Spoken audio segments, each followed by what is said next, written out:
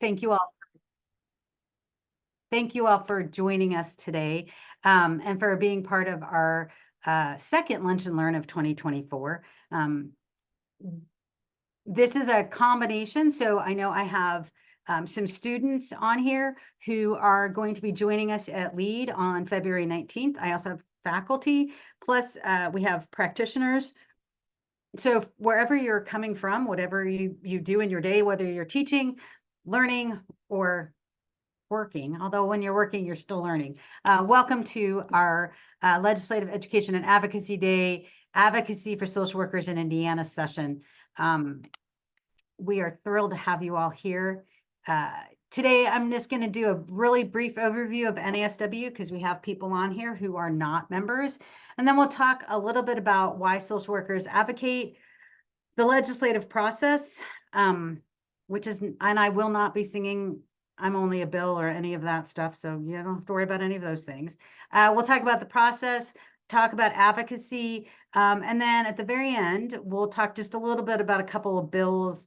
And then, as I've said a couple of times, all of this, a copy of this presentation, this recording, as well as other documents will be available on our website by some of it by Monday, and then a few other, we'll load up some other documents before our lead day on the 19th. So NASW, we are the largest membership organization of professional social workers. Indiana, we're one of 55 chapters around the country. We're in every state, plus New York City, District of Columbia, and then we're also have chapters in Guam, Puerto Rico, and the Virgin Islands. We, as a chapter, have a number of committees that are open to any of our members. And so if you are a member and are interested, you can find information on our website, or you can email us at info.naswin@socialworkers.org, which is the email that you got the link for today from. So you can just reply back to that if you end up wanting to join one of our committees or participate in the chapter in some other form or fashion.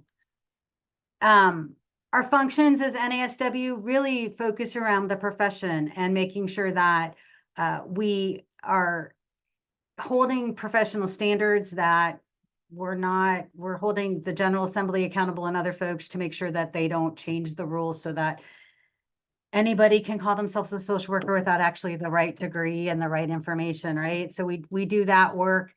We also work with partners on other legislation and other policies to make sure that both our members and the people that we serve in the communities that we serve have the resources that they need to be able to be successful.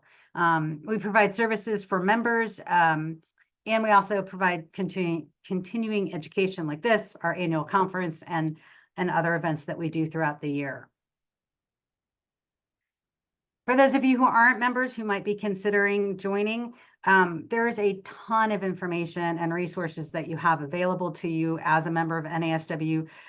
You can get, we have regular newsletters that go out from the chapter. There's national news that comes out. We have a virtual magazine that we put out every couple of months from national. We do advocacy at both the state and national level. We have career resources. We just ran a national job fair that happens every January. There's also a national conference that happens every other year in person and virtually. So the next one is in person in June of this year. You also can get ethics and legal guidance through NASW if you remember. We have a ton of resources. You get a discount on your malpractice insurance. And I think, to me, the biggest benefit of being a member of NASW is the professional network that you can build and the people that you can meet, both in state and across the country, who are working on things like you are, who may have questions. And it's just a great resource. As somebody who spent the majority of my professional career working in policy and at the macro level, I have been the only social worker in many places. And so having my NASW family to be there to allow me to interact has been invaluable to me. So if you're not a member, I hope you will consider joining. So the next section is really around why social workers advocate, and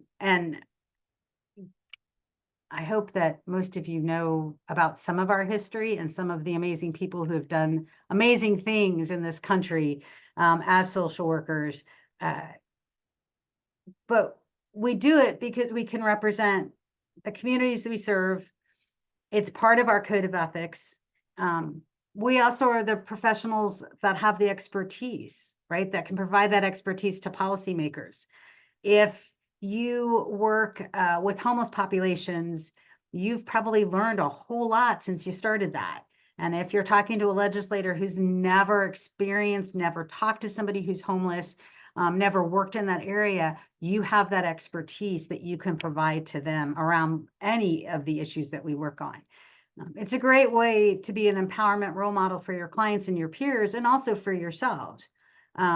Realizing that you actually can have a say in this process, even though at times it feels like you can't successfully do it. There are lots of ways to do it, and there are lots of ways to make an impact. So I hope that if you haven't ever called your legislator or send them an email, that maybe after this you'll be happy to do it and you'll be more comfortable doing it. Social work and NASW, we're one of the only professions that requires social justice advocacy as part of our professional code of ethics.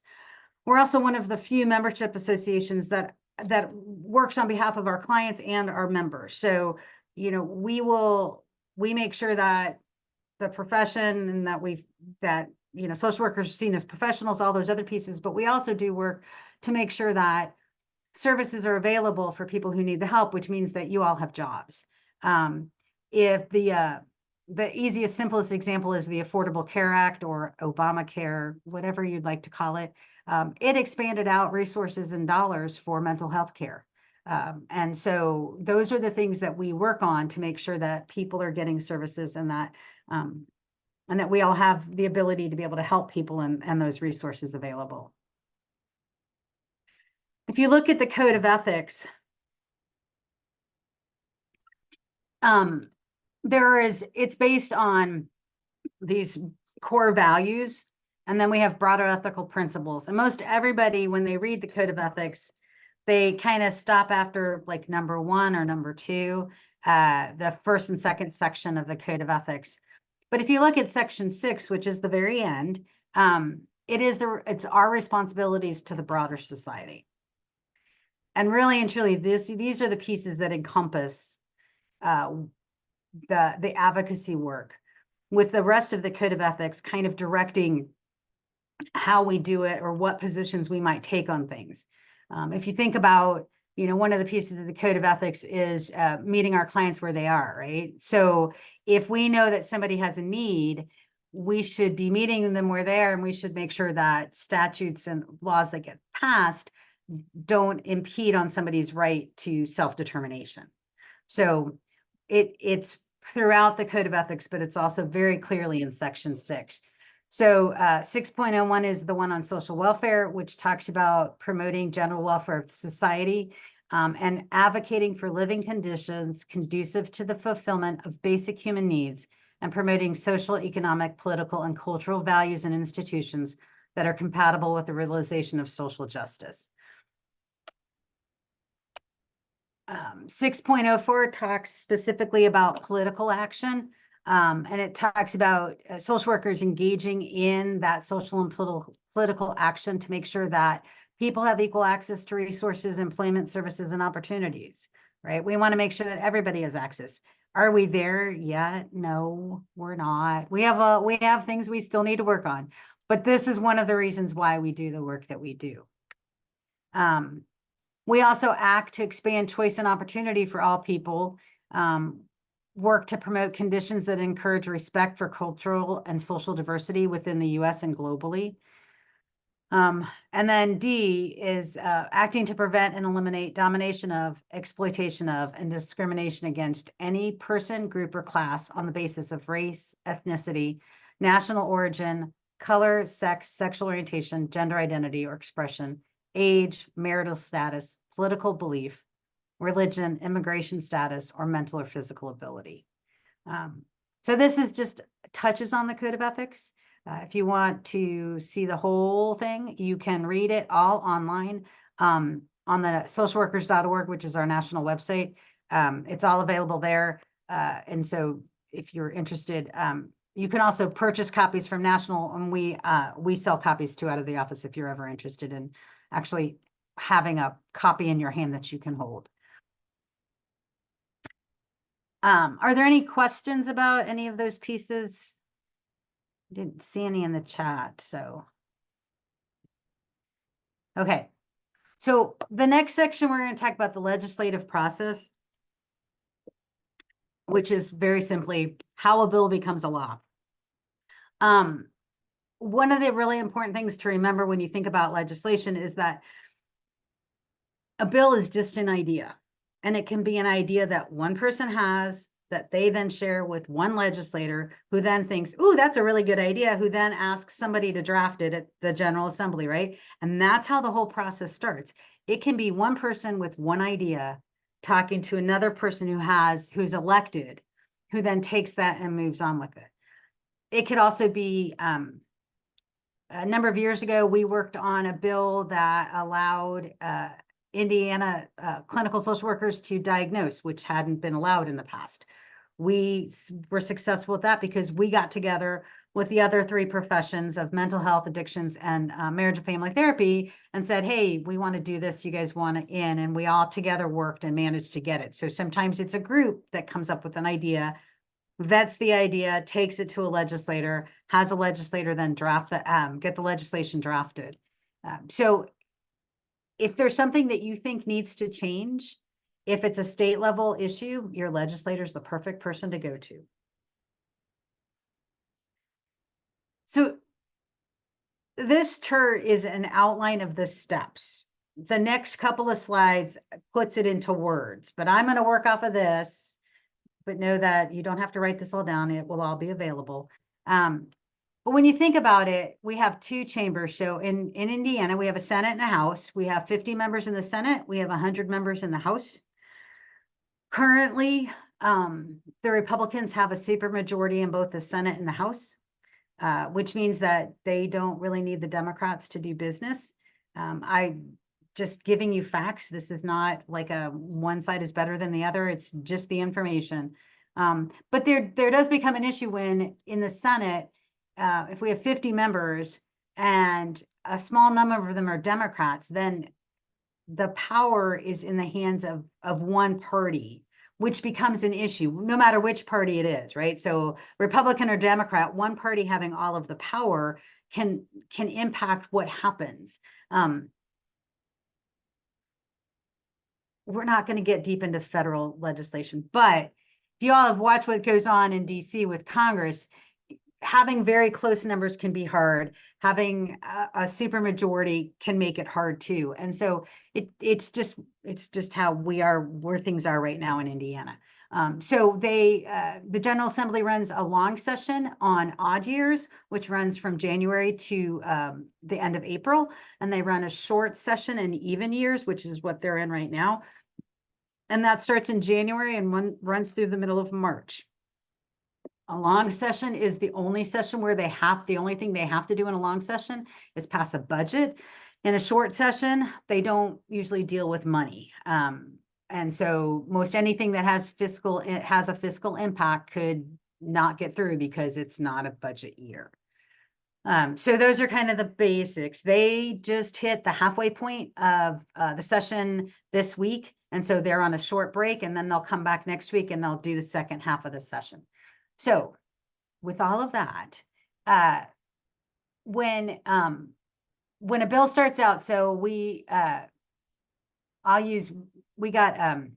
Senator Michael Kreiter to file a bill for us this year, which is a social work interstate compact. It's Senate Bill 110. So we talked to him last spring, over the summer. Anyways, we had multiple conversations with him. He agreed to draft it. So in November, December, we got him the language, and he had Legislative Services draft the language. They are the people who draft bills and amendments and all of those other things. So the bill came out, it went through first reading, which basically means it gets assigned to a committee. So SB 110 got assigned to Health and Provider Services. It then went and had a committee hearing, and it passed out of committee. So a bill can come in on a first reading, get assigned to a committee, and it goes no further. There were over 750 bills filed this year, and I believe there's maybe 200 or so alive still after halftime. Don't quote me on the second number. I know the more than 750 is correct. I'm not sure exactly how many passed the first half, but so a bill can die. It can never get a hearing, or it comes through here and it gets a committee hearing. So we got a committee hearing in Health and Provider Services, and the bill passed, and we got recommitted to the Appropriations Committee because there's a cost to doing an interstate compact. And so we never got a second hearing. And so we are now in the midst of trying to figure out how to resurrect the language and keep it moving on the second half of the session. But probably not the best bill for me to use as an example in this process, but work with me on this one. So a bill comes out of committee, it can get recommitted to appropriations in the Senate, or it can go directly to second reading on the floor. And when it goes to second reading, a bill actually is heard by all 50 members of the Senate, and all 50 members of the Senate have an opportunity to ask questions. They can do amendments, and then they vote on it. And if they vote to pass it, it would then move to third reading, where again, it gets heard by all 50 members of the Senate. They can again amend it, although it's harder to amend on a third reading than on a second reading. You need a higher threshold. But if a bill comes out, it passes out of committee, it passes second reading, it passes third reading, then it goes over to the House for the second half of the session. And when they open back up again for the second half of the session, it goes through the exact same steps in the House. So it gets assigned to a committee. There's a committee hearing where, again, you, me, anybody can go in and testify and ask for changes. And then it gets voted out of committee. It would go to second reading on the full floor of the House, which is 100 members. And then it passes second reading. It would go to third reading. And then if it passes, so it's passed out of the Senate, it passed out of the House. If a bill comes out from the second half of the session and it's identical to what it was in the first half of the session, it would go directly to the governor's office. I mean, the Senate would do one little thing, but then it goes to the governor's office and it can become law. There is a bill that's gone through both halves. It's on wetlands. Don't ask me what it is about wetlands, but it's about wetlands, and it's actually on its way to the governor's office right now. So it's gone through both halves before we even hit the middle of session this year. If there's been changes between the Senate and the House, so say the House made a bunch of amendments and changed a bunch of things, the bill then goes to a conference committee where you have members of both the House and the Senate who sit on a committee and have to come to an agreement about what the bill is going to be. So they may take something out, they may add something in, they may completely add in something completely different. There are rules around having that content has to be germane and within the same topic area. But the important thing to remember is that the General Assembly makes their own rules. And so if they decide that something is germane or non-germane, that is their decision, whether we agree with it or not. They get to, within their own system, they get to make a decision. So bills come out, it's passed, it got through conference committee, or it passed identical from both sides. It then goes to the governor's office, where the governor can either sign a bill, veto a bill, or it can become law without a signature. So just to, again, we'll provide all of this to you, but if you think about it, again, it goes first reading, second reading, third reading, and then it goes to the second chamber, goes through all of the same steps. And then the governor he has to either sign it or veto it within 7 days, or it becomes law on the 8th day. If the governor vetoes, it can be overridden by a vote of both the House and the Senate. It's a constitutional majority of both houses can override that veto, which means that if the governor decides to veto it, doesn't like it, they can override that and make it law, and then it just becomes law. So there are a variety of reasons why a governor might or might not sign a bill, as well as vetoing it or not. It just kind of depends, I think. sometimes vetoing a bill could be a statement that the governor doesn't like it, but if the House and the Senate can override the veto, then it doesn't really change what's happened. They still get what they passed as law, even though he vetoed it. Most bills become effective on July 1, unless there's a different date specified. So some bills will say an emergency is proclaimed for this, and so they go into effect as soon as they're signed into law. Other things might have an effective date of, like July 1, 2025, which would then give whatever agency a year to put into place the rules and policies to actually make that new law happen. I know that's a lot, but are there any questions about that process from anybody?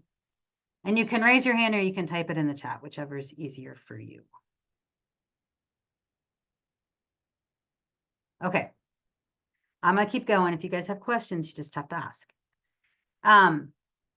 So people ask sometimes, like, who should you talk to and when do you talk to them and how do you do all of this? So it's really important to think about the process as the pieces, the steps of the process, and that having those conversations along the way, right? So last year, the Interstate Compact was released right in the middle of session. We were too late to get it filed last year, but we did have discussions with a number of legislators about, could we figure out a way to get the bill in? And we couldn't. And so we had discussions with them over the summer about what we wanted to do, and everybody was on board. And so again, having those conversations, not just waiting until a hearing to say, hey, I don't like this, right? If you have a real problem with something, you should probably try and talk to the person who's authored the bill, or the group that's supporting the bill, so that you can have those conversations and come to a solution without basically arguing at a hearing, because that doesn't really get you anywhere.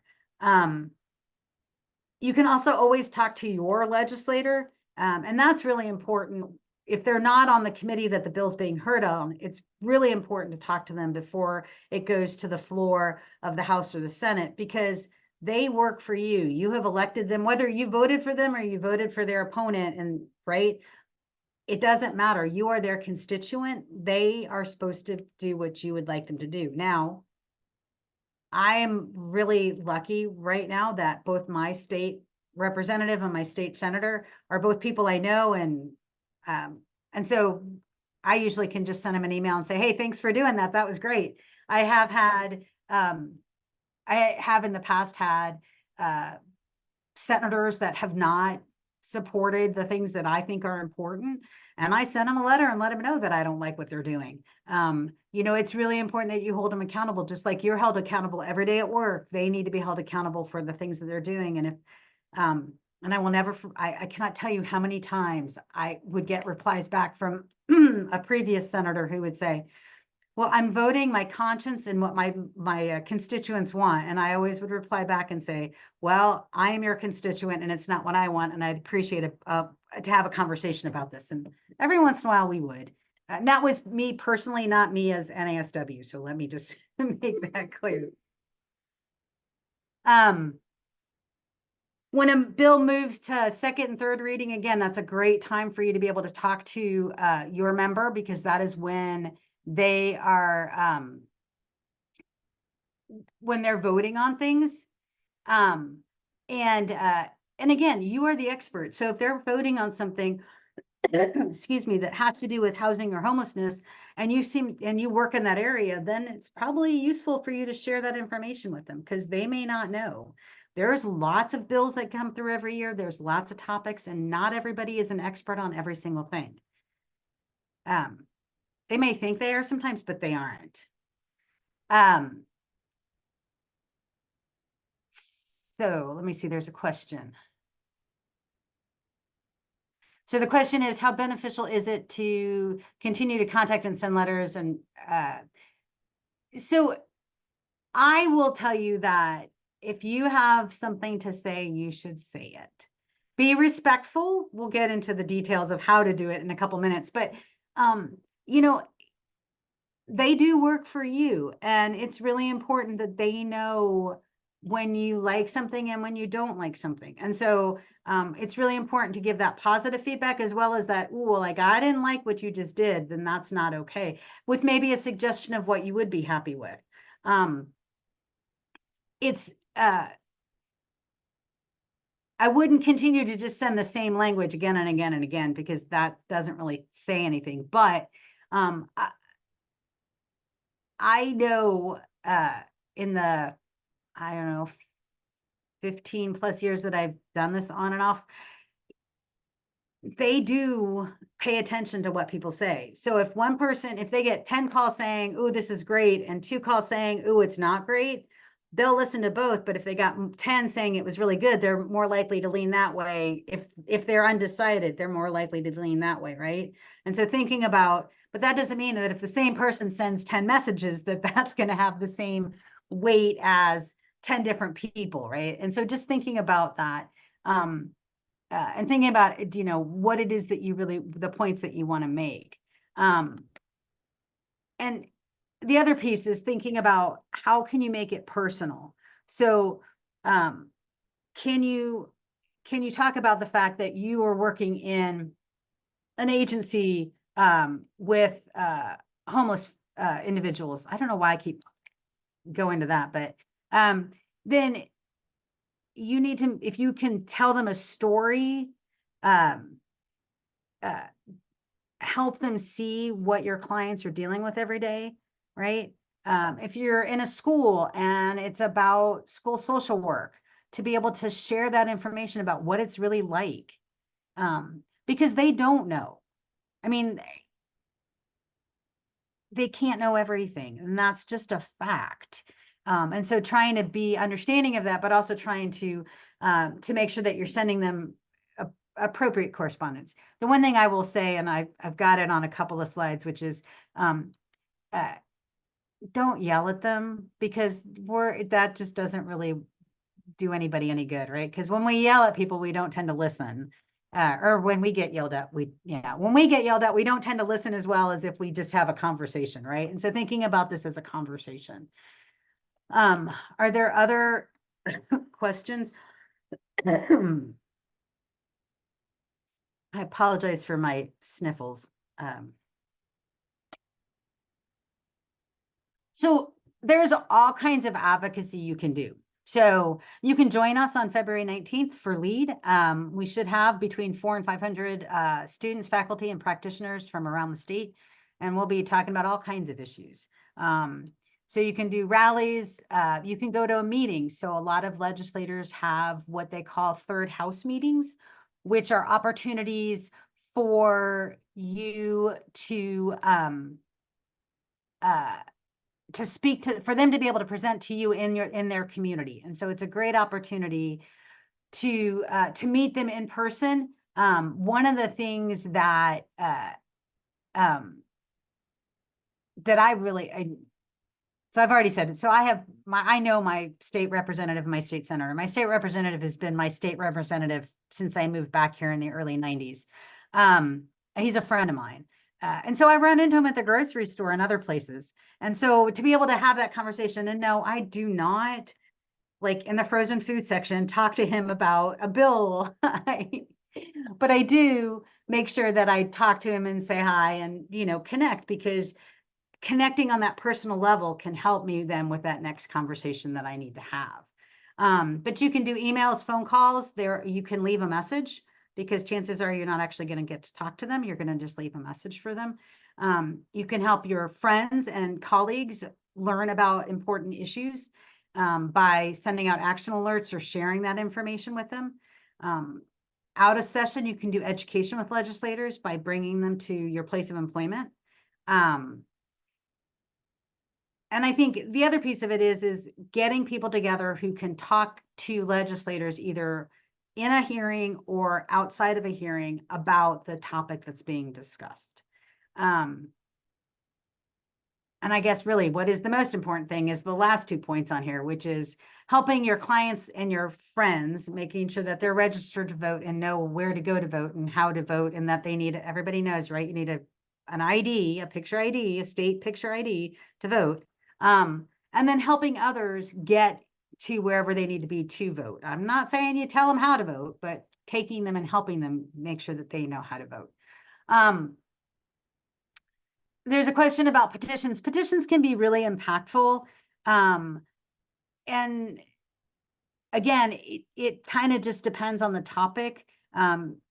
Sometimes if it's just a petition with 10 signatures, it might not, but a petition with, you know, a couple hundred signatures could make a difference. And so it really just depends on the topic. I always say, so we have a system called Voter Voice where you, if we put out an alert, you can actually go there, click on a couple buttons and submit a letter to your elected official, right? And we have some standard language that we'll have in there.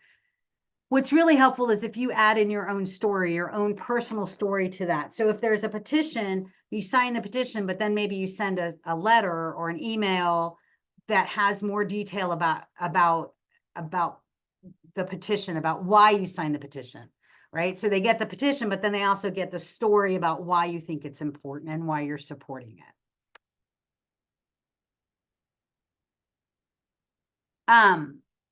You can, again, work with legislators to write legislation. It's a valuable step because you can help them understand all of the topics, all the sides of the topic, and you get to have a say in what it's going to look like.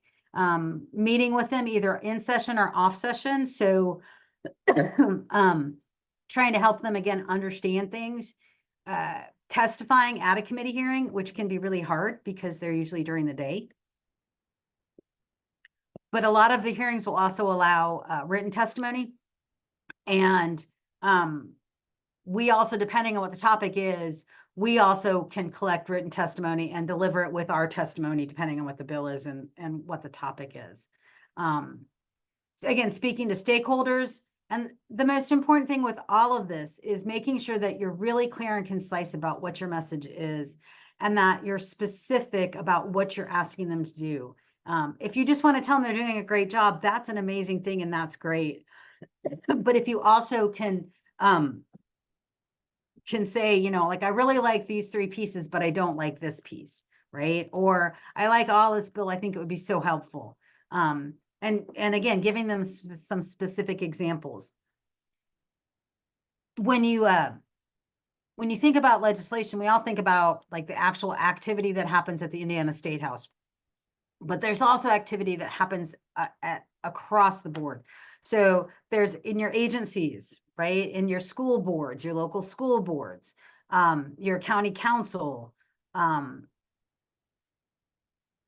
top to bottom, there are all kinds of places where you can impact policy. It's not just about the statute that happens at the Indiana General Assembly. So while you may not be interested or feel like you can do something at the state level, maybe you can make a change at your local county level or in your school district by, again, following what's going on and having conversations with people.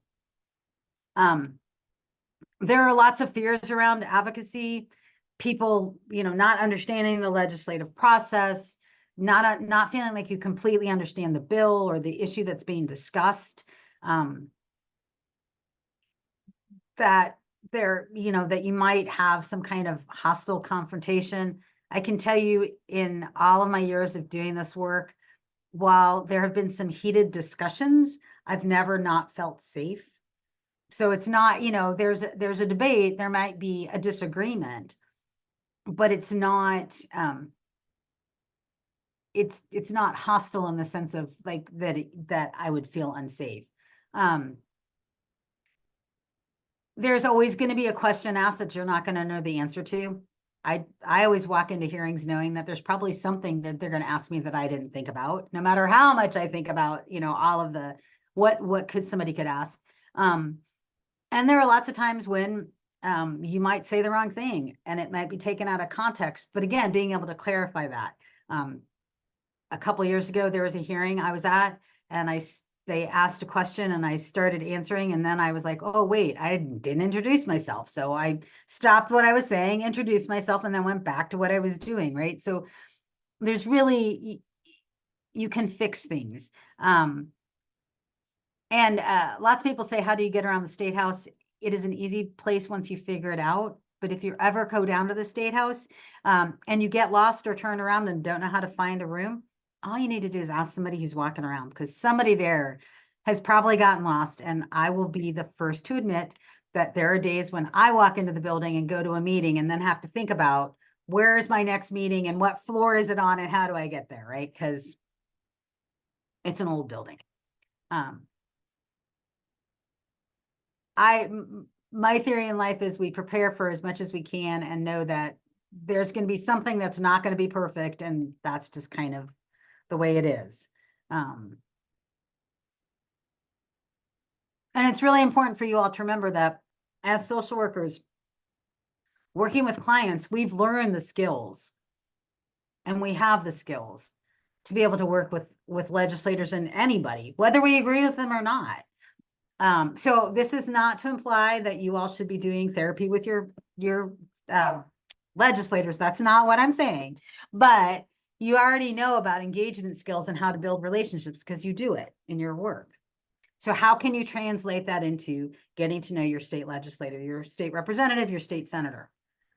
We are taught to use good communication skills, right? We can assess situations. We're really good at problem solving. We can network, we collaborate, right? These are all things that are really important when you're thinking about legislation. It's not just about getting a bill through. It's about having to potentially convince somebody that your way is a better way, right? Without actually getting into a fight with them or having it become a disagreement. So thinking about how you can use those direct practice skills as you're working with legislators and having those conversations. A couple of big do nots, which probably most of you know, but we'll go through them anyways. So you never want to assume that the person you're talking to understands what the topic is or understands all of the parts of the topic, because they probably don't. You don't want to walk in with a chip on your shoulder, you know. You don't want to make a threat or accuse them. So, you know, I could very easily walk into somebody's office and say, you know, I'm not real big on guns. I don't think that, I know that they have a place, but I don't like them and I don't need them. But if I walked in and threatened a legislator because they support gun rights, where am I going? Where am I ever going to have a conversation with that person, right? So you want to make sure that you don't threaten people, you don't accuse them of things, because for the most part, everybody wants the same thing. We just have different ways of getting there. You really don't want to get into partisan politics because it has nothing to do with a lot of the work that we do. If somebody's in a mental health crisis, it doesn't matter whether they're a Democrat, a Republican, or an independent. There's somebody who needs help. And how do we make sure that that happens, right? You don't want to overstate what you know or make guesses on things. I routinely get asked how many open positions, social work positions there are in the state. I don't know the answer to that, but I do know how many licensed professionals there are in the state. So I can tell them that and say, you know, I don't know, but I'm sure we can find out. But did you know that we have over 5,000 licensed clinical social workers in the state, right? Whatever. And so you can give them that information. You don't want to promise anything that you can't provide. It's really important not to get into right and wrong and moral issues. I do on occasion talk about how our code of ethics, how if they're doing something, it would go against our code of ethics. But that's not about a personal moral belief. It's about our code of ethics and practice. And so, you know, thinking about how you word those things. And also, I think just being respectful of them. They are all busy. We are all busy. Everyone is. And so respecting their time, thanking them for their time, whether you actually at the end of the conversation have come to a consensus that you both agree on or you still disagree, thanking them for giving you some time and having the discussion, because sometimes that's the first step in making a big change, is just getting people to listen.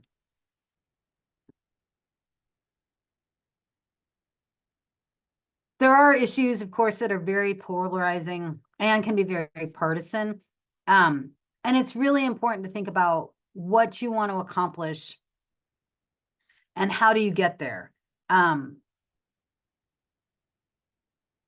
A couple of years ago, last year, there was a bill on to ban gender affirming care for kids, which is really around puberty blockers and therapy and right. And so we went in and testified that we didn't think it was a good bill, that, we thought it was important to be able to provide the services that are needed, right? The bill passed, it became law, although there's currently a suit, and so it's not being implemented. But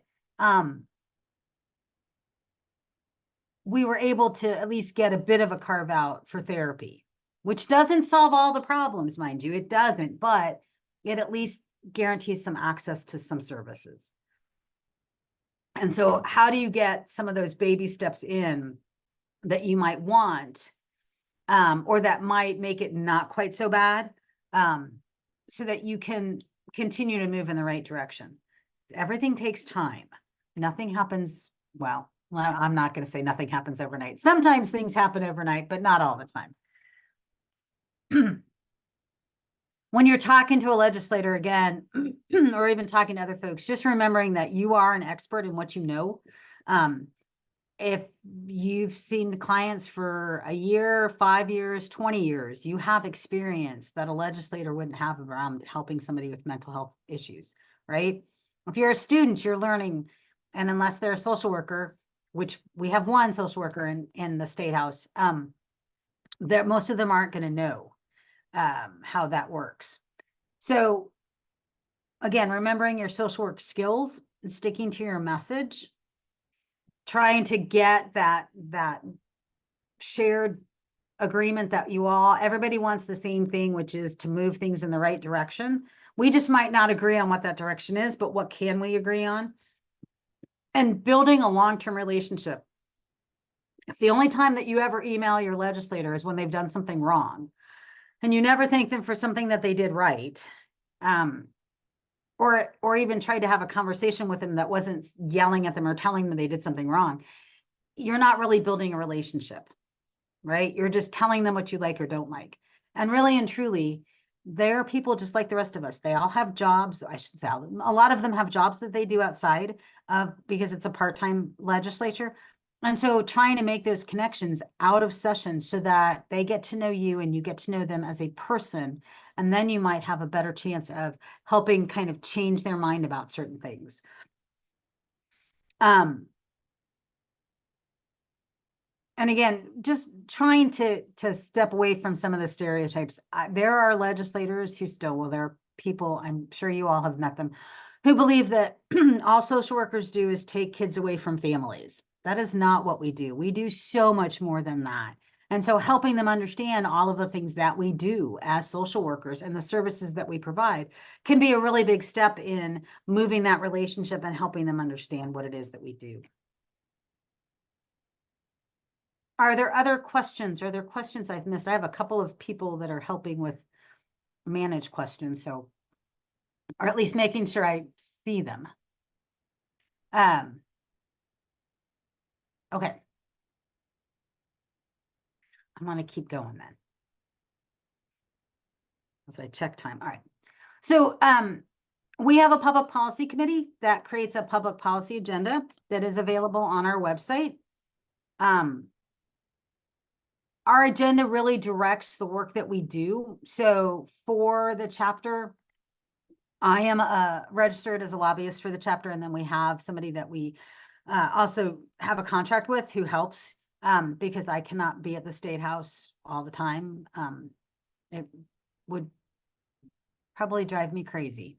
It's just the truth. It probably would drive me crazy if I had to be down there all the time. But we have a long history of participating in advocacy efforts, and we're not always successful. We don't always get everything that we would like or we think we need, but we continue to, again, to work towards that goal of social justice. our public policy agenda, again, directs kind of what we focus on, because in all honesty, we could probably focus on every single bill that gets filed, but we don't, because we don't have the time. And so we really look at advocating on behalf of social workers and the clients that we serve, making sure that we're supporting policies that strengthen children, families, and individuals and communities, access to education, access to affordable healthcare and mental health care, right? So all of those things that are important. Looking at anti-discrimination, and then we also do work around administrative rules that implement legislation, the criminal justice system, gun safety, all of those things. We have a couple of bills, and this is not a complete list because they literally just finished on Wednesday, and we're still going through stuff because over 700 bills, there's no way for us to read every single bill and keep up with every single detail on every single thing. I wish I could, but so Senate Bill 110, which is the Social Work Licensure Compact, we are working on trying to find a new home for that language so that we can get it passed this year. The legislation is currently pending in 23 states. It's passed in 2 states. And so there is information. Bessie, could you or Chris, so somebody drop the link for the Social Work Compact website in the chat, please? So you can read up on the Social Work Compact. I'm very hopeful that we'll be able to get this through this year. If we don't, it's not for lack of trying. There are things that happen all the time that we have no control over. We can work every single avenue and get everything perfect, and things just happen that we don't have control over, which can drive you crazy sometimes, but it is true. So House Bill 1138, which actually is just got a slightly different name. I think it's professional licensing now, but Representative Lori Goss-Reeves, she is a clinical social worker and she is an NASW member. She got appointed to a seat in the spring and she filed this bill. And so it has some other stuff in it, but one of the things it has in for social work is language that if passed would allow for students to take their test prior to graduation. Currently, for licensing, you have to wait until after you graduate and you have your transcripts in order to complete your application and take your test. The bill would allow you to take that test, to finish your application and take the test in your last term of school or last semester, as long as you're in good standing, and then your license would then be awarded. As long as you pass the test, your license would then be awarded as soon as your transcripts are available, which should shorten up that time frame that it takes to process things. We're also trying to get language amended into that bill that would allow for 100% virtual supervision for people working towards their LCSWs.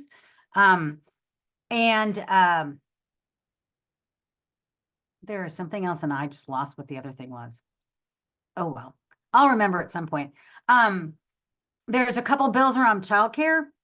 That there's one from the Senate that's moving into the House and one from the House that's moving into the Senate that cover things around childcare. Some of it's good, some of it's not so good, but those are a couple of bills that are of interest. We're also looking at, there's an issue right now, which I don't, if you've read any newspapers or watch TV, there was a budget shortfall in Medicaid that is causing FSSA to change funding for certain programs. And one of them is looking at changing a program that's currently used by parents and family members who care for people with disabilities. It's an amazing program because there aren't enough like nurses and other folks to actually help with the care. And so if you can't find somebody to do attendant care for your child, you would actually, the program actually helps support you financially so that you can continue to live and not try and juggle a bunch of stuff. So thinking about, I'm trying to pull some information together on that. we should have a speaker available on the 19th, and as we get more information, we'll be sharing it as we go. So, if you've never gone to the General Assembly website, I encourage you to do it. It's an amazing place. Don't know who your legislator is? Go to that website and you can find it. You can also Google it, right? Because you can Google anything. But you could probably ask Alexa too who your state senator is, and Alexa would probably tell you who your state senator is. But if you don't know who they are, you should really find out. Get to know them. Send them a letter. See if they live down the street from you. Maybe you actually do know them, but you don't realize you know them, right? So thinking about those pieces. You can find out about committee hearings. You can look at the agendas. You can listen to them. So they live stream the committee hearings and chamber days. So when the full House and the full Senate are voting on things, you can watch it while it's happening.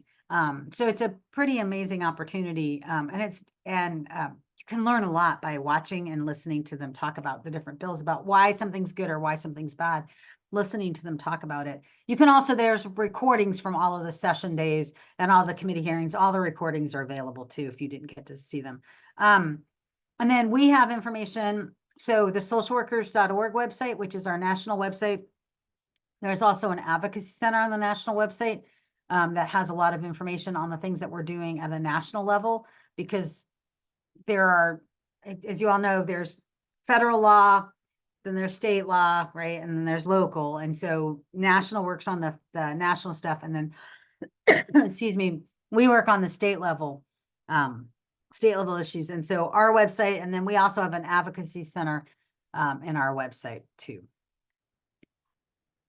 And that is the end of the formal presentation. And we have 6 minutes to answer questions about things.